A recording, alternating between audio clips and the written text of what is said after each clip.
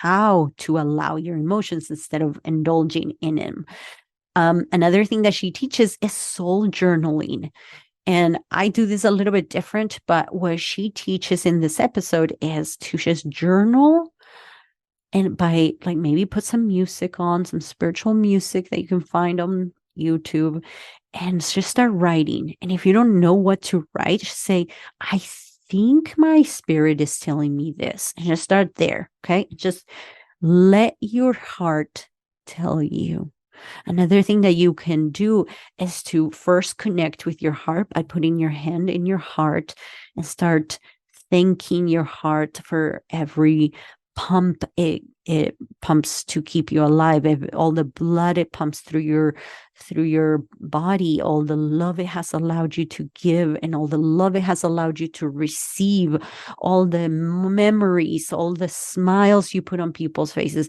Connect to your heart, and then grab the paper and say, what do you want to tell me? What have you been trying to tell me? And allow your heart to really tell you what you need to hear. Okay, so that's episode 95 with Teresa Du Toit. And then the last episode that was highly downloaded was, of course, with Jennifer Finlayson 5. And that episode is called, it's episode 95, and it's Reconcilable Differences. And I thought about this episode because, I mean, what is it? 95% of divorces are because of irreconcilable differences, because you're so different, you can't figure things out. So I had to have her talk about this. And one of the things that we talked about in this episode was to listen, to understand, not to be understood. And what that means is to actually be curious about what your spouse is trying to tell you. Instead of trying to get your point across, instead of standing up for yourself, standing up and fighting for your rights, which is what we're taught to do nowadays. It's like, oh, women need to stand up for themselves. Yeah, I'm all for that. But it's your responsibility to do it, not at the expense of other people's rights, because then you're infringing on their right. So what we talked about is actually listening to your spouse to understand their point of view and to find common ground. Because when we find common ground, we are able to connect with each other, and we're able to find similarities that connects us, that allows us to be more harmonious, allows us to tap into love and understanding.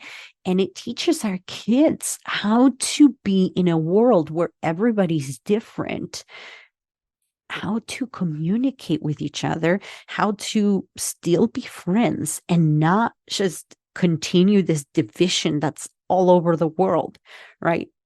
So I love that she mentioned that. And one of the things that she also teaches is that I know it's difficult when you have your own way of thinking and your spouse has their own way of thinking. It can be stressful, especially in parenting. It can be really hard when you both can't come to an agreement on how to parent. But really, when we're trying to convince the other person of our way of doing things, that is the number one most destructive thing you can do in a relationship. Trying to prove your way, trying to prove them that they're wrong and you are right, can be the most destructive thing in your relationship. So stop doing that. Drop the need to be right or wrong. Drop the wars, drop the struggle, and find common ground. Try to understand the other person and find commonalities to calm you. Where is this person right? Where do we have the same values? Deep down, I guarantee you both want the same thing for your kids. Deep down, you share values. You're just living your values in a different way. And there's nothing wrong with that. There's nothing wrong with your kids seeing you two having the same value, but living it different. It actually gives your kids diversity. So it's a good environment. And she she compared it to being bilingual. Like when your kids are grow up seeing two different languages spoken, and they learn two different ways of things, of saying the same thing, they are more valuable. They make more money. They're more successful. It's the same thing when our kids grow up seeing two different perspectives and they learn to use it for their growth. It is amazing. So this allows us, when we try to find the common ground, when we try to really listen to the other person, you lose yourself so then you can find yourself, because it is through really paying attention to what the other person is saying where you find your own strength, where you find what you really wanted all along. Okay. So another thing that we talked about in that episode, which is so powerful, and again, so close to me, because my husband and I are completely different people. So this is an everyday thing where we have difference of opinions. We grew up completely different. So this comes up all the time, every single day. But now it's no longer a problem. Right now, it's no longer the source of fighting, of contention. It's actually embracing his different point of view.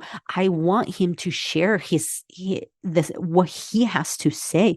I want it because then usually it balances me out. And I balance him out with my point of view, my perspective, because I showed him, I mirrored to my spouse how to allow him to be different and not make it mean that he needed fixing, that there was something wrong with him. But I actually embraced it and was curious and really interested to know his point of view and why he taught the kids that way, why he wanted, what were his values, what really did he want to pass down to the kids, what is it, why is it that he does what he does when he's parenting. Like when I really got curious and really talked to him about it, I understood that we both wanted the same thing. And now we allow each other to be like, hey, I think you should kind of back down, or I think you should step up and do this. And we allow each other to help, to give each other different perspectives. And sometimes I'm like, yeah, okay, you're right. Oh my gosh, yeah, I need to back down. Yes, thank you. And sometimes I'm like, no, I think I'm okay. I think I'm good where I am at. But I don't push back on there because of on his point of view. I welcome it. And that has allowed us to connect and also to end the fights when it comes to parenting. We don't fight about it anymore, where that used to be, and it was one of the biggest reasons why we got divorced in the first place, because of how we were so different in raising our kids. And for me, back then, it was a problem. I was making it mean a problem. Again, going back to, what are you making it mean? Because you get to choose what you make it mean. There's a million different ways to make it mean something. You decide what you make it mean, what his actions mean. Another thing that we talked about during that episode was to connect through values. And I was just saying this. Do you know your values? Do you know your values as a family? Do you know his values? Sit down and ask each other, what are your 5 core values? What are the 5 values that you want to pass down to the kids? How do you live those core values? How do you teach the kids those values? And when you ask these questions, maybe they don't even know because they've never been asked that. This is a great way to connect and find out something about him. I asked this question after being together 17 years. Amazing. So, have you asked your spouse what his values are? Do you know what your family values are? What values do you want to pass down to your kids? Find those out. And then, how do you live those values? Ask him and notice that there's nothing wrong in the way that he lives his values and passes those down to the kids. Ultimately, what you get to do is tell the kids, hey, your dad values this, and this is why he does that. And I value that too. And our goal as your parents is to teach you the value of religion, of spirituality, of hard work, of education, of self-improvement, whatever those values are. We just leave them different. But ultimately, we want to teach you this. Okay. Again, gives your kids diversity, gives them 2 points of views, which makes them more advantageous and helps them be able to confront this divisive world and actually have the upper hand because now they lived it in their home where there's 2 different points of view, but yet they still live together happily and they find common grounds.